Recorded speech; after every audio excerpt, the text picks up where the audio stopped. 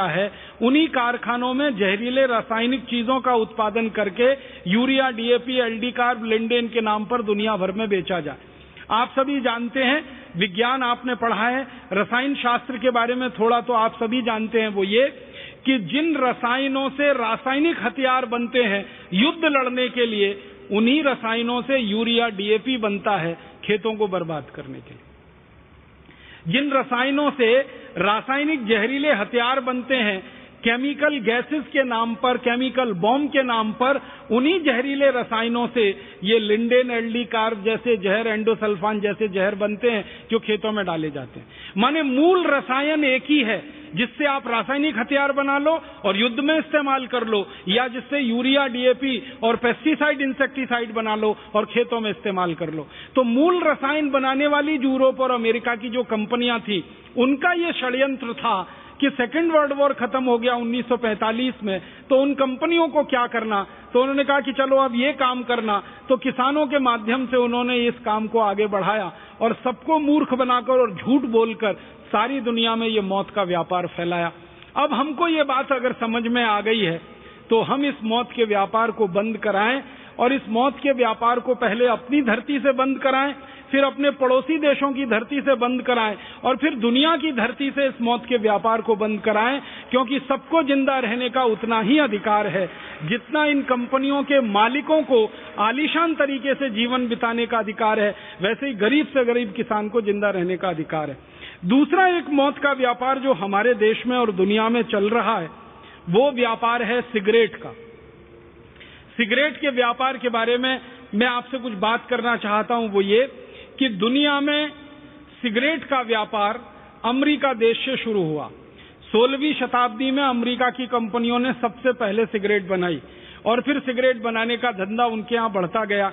जैसे जैसे सिगरेट का उत्पादन बढ़ा, वैसे वैसे सिगरेट बेचने के लिए उनको रास्ते बनाने पड़े। तो जिन जिन देशों में अमेरिका की कंपनियां गईं, उन्होंने सिगरेट बेचने का धंधा शुरू किया। शुरू के दौर में ऐसा रहा कि अमेरिका इंग्लैंड का गुलाम था, आप सभी जानते हैं। तो एक तरह से अमेरिका का जो सिगरेट का धंधा था, वो पूरी तरह से इंग्लैंड के कब्जे में था, इंग्लैंड की कंपनियों के कब्जे में था। तो अमेरिका को गुलाम बनाकर अंग्रेजों ने तंबाकू का उत्पादन अमेरिका में शुरू कराया। अमेरिका की जमीन इंग्लैंड से थोड़ी अच्छी है, अमेरिका की जमीन यूरोप के देशों से भी थोड़ी अच्छी है। अमेरिका की जमीन ऐसी जमीन है जहां तंबाकू का अच्छा उत्पादन हो सकता है। तो जब ये स्पेनिश लोग अमेरिका में गए, आप तो सब दुनिया का इतिहास जानते हैं, सबसे पहला अमेरिका में जाने वाला जो यूरोपियन था उसका नाम था कोलंबस। 1492 में वो अमेरिका में पहुंचा। वहां पहुंचकर उसने एक कॉलोनी बनाई स्पेनिश लोगों की, और फिर गुलाम बना के लोगों को लूटना शुरू किया। और उस स्पेनिश कोलंबस ने ले जाकर वहां तंबाकू का उत्पादन शुरू कराया। फिर वो तंबाकू उत्पादन धीरे धीरे बढ़ा के सिगरेट बनना शुरू हुई, और सारी दुनिया में वो सिगरेट बिकना शुरू हुई, और उस सिगरेट के लिए कई कंपनियों को स्थापित किया गया। उस दौर में जो सिगरेट बनाने वाली सबसे पहली कंपनी बनी, उसका नाम फिलिप मॉरिस, वो अभी भी जिंदा है। एक और दूसरी बड़ी कंपनी बनी जिसका नाम था आरजे रेनॉल्ड, वो अभी भी जिंदा है। एक और तीसरी बड़ी सिगरेट बनाने वाली कंपनी बनी जिसका नाम था अमेरिकन टोबैको कंपनी, जिसका भारतीय नाम है इंडियन टोबैको कंपनी।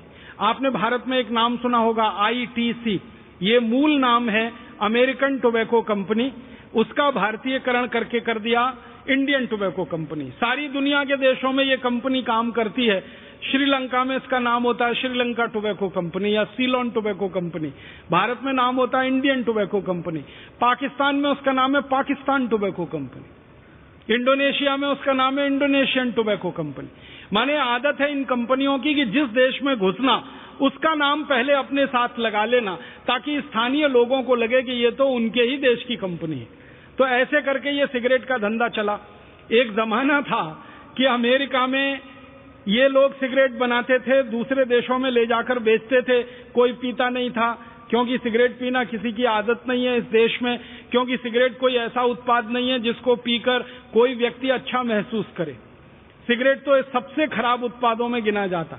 लेकिन इन्होंने सिगरेट के बारे में तरह तरह के कुतर्क प्रचलित किए। उनमें से एक कुतर्क था जो आज तक चला आ रहा है, सिगरेट पीने से मर्दानगी आती है, सिगरेट पीने से पौरुष बढ़ता है, सिगरेट पीने से ताकत बढ़ती है, सिगरेट स्टेटस सिंबल है, इस तरह की विज्ञापनबाजी कर करके इन्होंने ये सारा खेल खेला, और इस खेल को सटल तरीके से खेला इन्होंने फिल्में बनाई। यूरोप के, इंग्लैंड के फिल्मकारों ने, अमेरिकन फिल्मकारों ने फिल्में बनाई, और उन फिल्मों में हीरो को खूब अच्छे से जानबूझकर सिगरेट पीते हुए दिखाया। एक हीरो 10 सिगरेट पी रहा, दूसरा 20 पी रहा, तीसरा 30 पी रहा, तो जो ज्यादा बड़ा हीरो ज्यादा सिगरेट पी रहा। उन फिल्मों को सारी दुनिया में प्रचारित किया गया।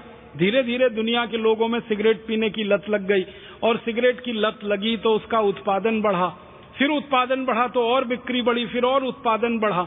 और अब मैं आपसे कहना चाहता हूं वो ये कि 16वीं शताब्दी में दुनिया में एक सिगरेट नहीं बनती थी, और आज सारी दुनिया में 5,500 अरब सिगरेट हर साल बनती है। 5,500 अरब सिगरेट, 5500 अरब सिगरेट। अरब बिलियन अंग्रेजी में, अमेरिकन बिलियन 100 करोड़ का होता है। तो 5,500 अरब सिगरेट सारी दुनिया में बनती है, और इसको 142 करोड़ लोग पीते। अब ये 142 करोड़ लोग दुर्भाग्य से अमेरिका में, यूरोप में, भारत और भारत जैसे कई गरीब देशों में हैं, और इन देशों को सिगरेट पिला पिला के लोगों का सारा खून पसीने की कमाई का पैसा निचोड़ रही हैं ये कंपनियां। फिलिप मॉरिस है, आरजे रेनॉल्ड है, अमेरिकन टोबैको कंपनी है, ऐसी सिगरेट के धंधे में लगी हुई 40 बड़ी कंपनियां हैं अमेरिका और यूरोप के देशों की। ये कंपनियां अंधाधुंध व्यापार कर रही हैं, और इस व्यापार में अंधाधुंध मुनाफा कमा रही। आपके मन में एक प्रश्न आ सकता है कि मुनाफा कितना हो सकता है सिगरेट के बिजनेस में? हजारों प्रतिशत का मुनाफा है सिगरेट के बिजनेस। एक सिगरेट बनाने का अधिकतम खर्चा, इन कंपनियों की बैलेंस शीट में से आंकड़े निकालकर मैं आपसे बात कर रहा हूं, वो फिलिप मॉरिस हो, या आरजे रेनॉल्ड हो, या अमेरिकन टोबैको कंपनी हो, या मार्लबोरो हो, कोई भी सिगरेट बनाने वाली बड़ी कंपनी की बैलेंस शीट आप देखो निकाल के, एक सिगरेट बनाने का अधिकतम खर्चा 20 पैसे